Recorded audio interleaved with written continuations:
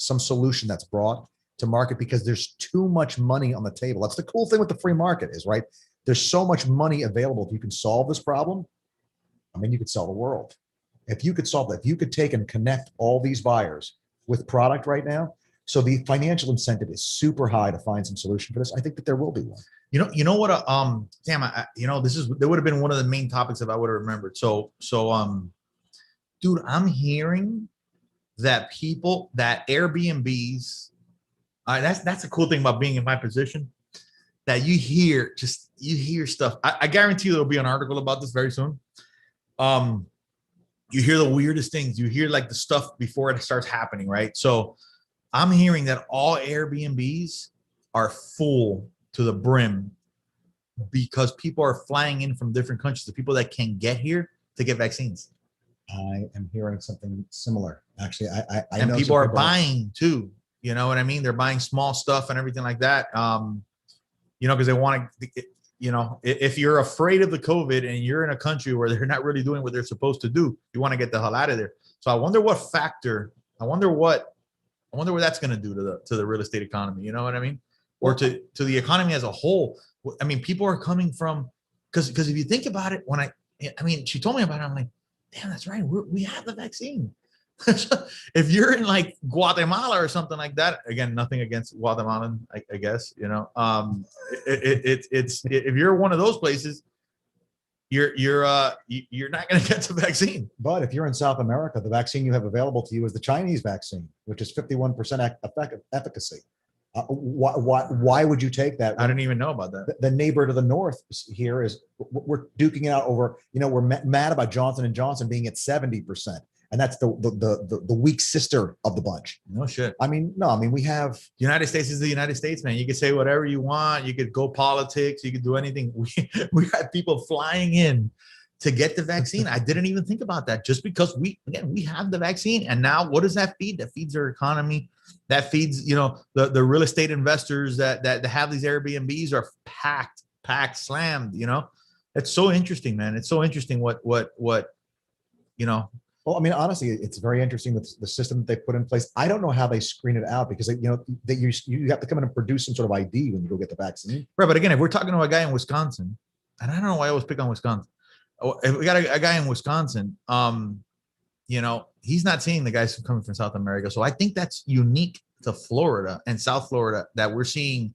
In this particular case, it was like one of my Peruvian agents. She was like, I'm getting all kinds of crazy calls from Peru. They're driving me crazy, and everywhere I go. So I'm wondering if we go past Central Florida, I wonder if that's even happening anywhere else in the United States. I would imagine places like New York, places, I imagine it's in states like Arizona. I think would be a state. Arizona is like leading the way.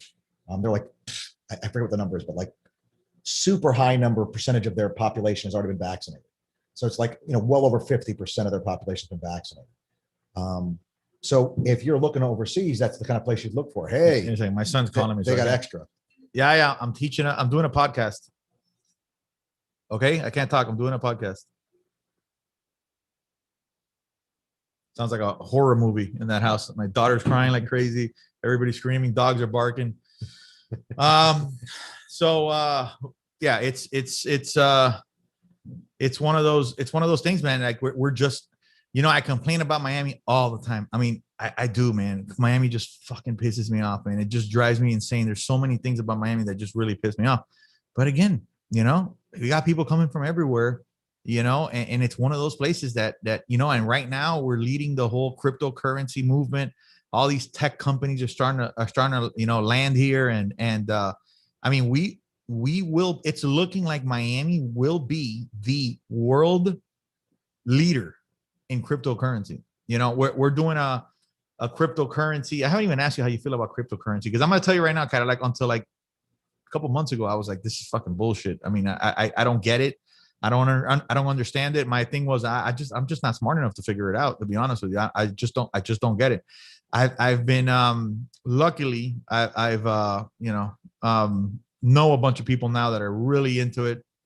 And have introduced me to some of these industry leaders, and it's starting to make a little bit more sense to me.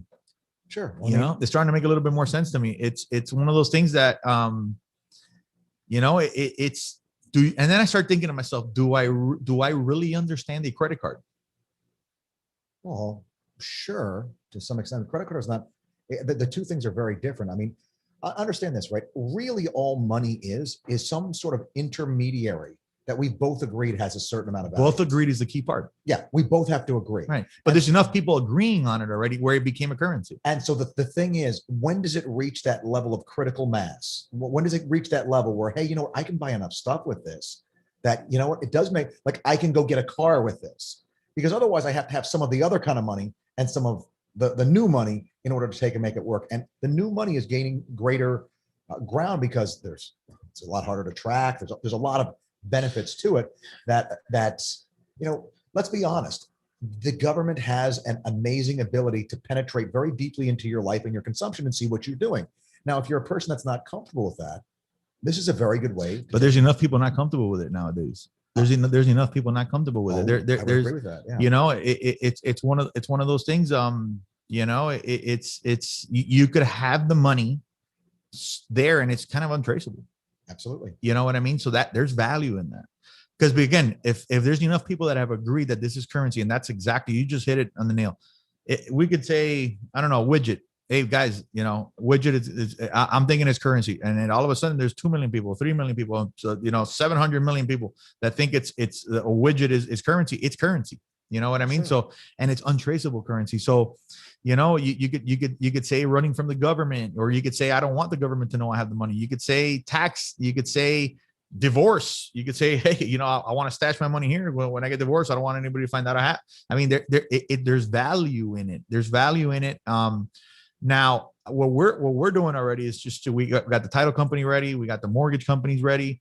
Oh, very interesting, kind of like I don't know if you know this, but in it's already written into mortgage guidelines to be able to use cryptocurrency. So it's starting to become mainstream. Yeah.